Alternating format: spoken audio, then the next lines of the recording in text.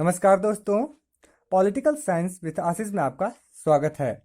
आज मैं कोर 13 जिसका एग्ज़ाम हम लोगों का 31 अक्टूबर का है, उसके लिए कुछ इम्पोर्टेंट क्वेश्चन आपके साथ लेकर आया हूँ। अगर सबसे पहली बात हम कुछ MCQs मतलब 1 नंबर वाले क्वेश्चन पे नज़र डालें तो सबसे पहला जो क्वेश्चन है वो ये आ सकता है कि अनुदारवाद के जनक कौन है। अनुदारवाद के जनक who is the father of conservatism. उसका आंसर होगा एडमंड बर्क। इन्होंने एक पुस्तक भी लिखी थी reflections on the revolution in France. वो भी आ सकता है कि reflections in the revolution in France पुस्तक किनके द्वारा लिखी गई, तो सर एडमंड बर्क के द्वारा लिखी गई। इसके बाद जो दूसरा क्वेश्चन है MCQ का 1 नंबर वाला, वो ये आ सकता है लोकतांत्रिक समाजवाद का घर किस देश को कहा जाता है, किसे कहा जाता है। तो ये लोकतांत्रिक समाजवाद का घर जो है होम ऑफ डेमोक्रेटिक सोशलिज्म, ये ब्रिटेन को कहा जाता है क्योंकि ब्रिटेन से ही इस विचारधारा की शुरुआत हुई। इसके बाद एक क्वेश्चन आ सकता है फासीवाद शब्द की उत्पत्ति किस भाषा से हुई। फासीवाद कि शब्द की उत्पत्ति किस भाषा से हुई, तो फासीवाद शब्द की उत्पत्ति लैटिन भाषा के फासिस शब्द से हुई, जिसका अर्थ होता है छड़ियों का बंडल, बंडल ऑफ स्टिक्स।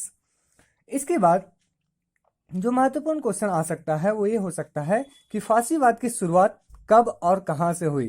तो फासीवाद की शुरुआत जो हुई थी वो 1922 में इटली के द्वारा हुई थी। मतलब सबसे पहले इस विचारधारा की शुरुआत इटली में हुई थी। इसके बाद जो क्वेश्चन आ सकता है कि साम्यवाद की अवधारणा किसने और कब दी। Who given the theory of, who given the concept of communism. तो ये जो थ्योरी है, ये जो कॉन्सेप्ट है, वो कार्ल मार्क्स के द्वारा अपनी पुस्तक कम्युनिस्ट मैनिफेस्टो में सन 1948 में दी गई थी।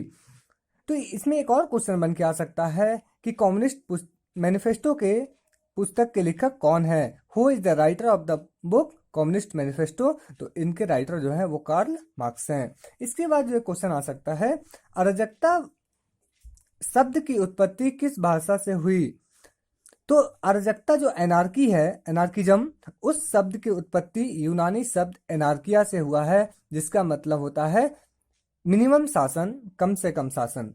तो अराजकतावाद की शब्द की उत्पत्ति तो यूनानी शब्द से हुई, लेकिन अगर क्वेश्चन ऐसा आ जाए कि अराजकतावाद की प्रतिपादन, अराजकतावाद का प्रतिपादन किन्होंने किया या उनके पिता, तो इसमें मुख्यतः गॉडविन, हॉजिक्सन इसकी शुरुआत करते हैं, लेकिन बाद में इसकी डेवलपमेंट बाकुनिन और क्रापोटकिन जैसे विचारक करते हैं।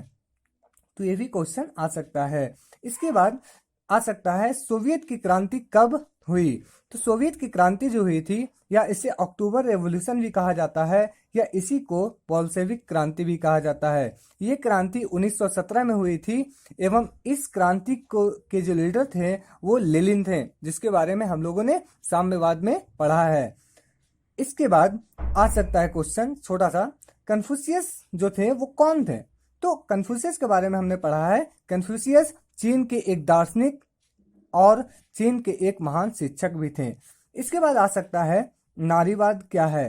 तो मुख्यतः नारीवाद एक ऐसा नारियों का आंदोलन है जिसमें वे पुरुष के बराबर अपने समानता की मांग करते हैं, पुरुष के बराबर अपने हक की, अपने समानता की मांग करते हैं। एक और क्वेश्चन आ सकता है 1 नंबर में, इकोलॉजी शब्द का प्रयोग सबसे पहले किसने किया। Who use the term ecology for the first time. तो इसमें आंसर जो हो जाएगा वो हो जाएगा अर्नेस्ट हैकल ने इसका यूज सबसे पहले 1866 में किया था। अब हम लोग कुछ शॉर्ट्स क्वेश्चन के बारे में देख लेते हैं, मतलब जो 2 मार्क्स या 3 मार्क्स में आ सकते हैं। इसमें आ सकता है अराजकतावाद क्या है, इस पर एक निबंध लिखें, आ सकता है क्वेश्चन। फिर आ सकता है नारीवाद क्या है, इसके उद्देश्य को बताएं। पर्यावरणवाद क्या है, ये भी आ सकता है। फासीवाद शब्द से क्या तात्पर्य है, फासीवाद से क्या अर्थ है, ये भी आ सकता है। एवं लोकतांत्रिक समाजवाद का अर्थ क्या है, लोकतांत्रिक समाजवाद का क्या तात्पर्य है, ये आ सकता है। तो कुल मिला के 1 नंबर वाले क्वेश्चन में 10 और शॉर्ट्स क्वेश्चन में जिसमें लगभग 2 क्वेश्चन आ सकते हैं, इसमें मुख्यतः ये क्वेश्चन हमने रखे हैं। इसके बाद जो लॉन्ग क्वेश्चन है उसमें आ सकता है आपका सबसे जो पहला चैप्टर है, राजनीतिक विचारधारा से आपका क्या तात्पर्य है, इसकी अर्थ परिभाषा दें। मतलब राजनीतिक विचारधारा से आप क्या समझते हैं, इसकी अर्थ परिभाषा का उल्लेख करें।